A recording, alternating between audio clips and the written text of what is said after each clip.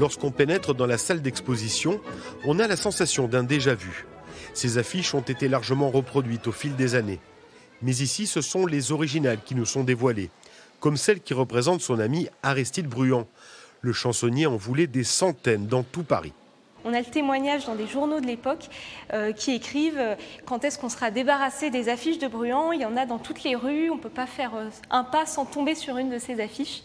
Et on voit qu'en effet, c'est une des affiches, si ce n'est l'affiche de Lautrec la plus connue, qui s'est vraiment imposée jusqu'à aujourd'hui dans notre imaginaire et notre mémoire visuelle et qui symbolise Montmartre de la Belle Époque. Pour créer ces affiches, Toulouse-Lautrec utilise la lithographie, la technique d'impression à plat d'un dessin réalisé sur une pierre.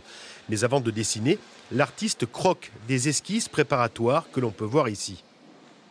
Certaines affiches n'ont jamais vu le jour, comme par exemple ce dessin qui représente la chanteuse Yvette Guilbert. C'est une chanteuse qui avait la particularité d'avoir une diction très prononcée, donc qui évidemment avait un effet sur son visage, et c'est ce qu'il représente ici.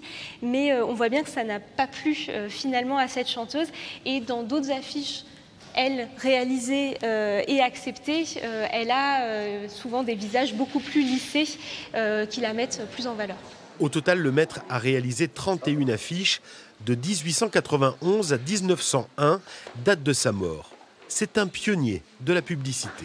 Et il va vraiment créer des affiches qui sont très efficaces visuellement et qui donnent en fait des codes qui vont être repris en fait par les affichistes postérieurs et les affichistes du XXe siècle. C'est la première fois que toutes les affiches du peintre sont présentées dans une exposition. Elles sont visibles jusqu'au 31 août.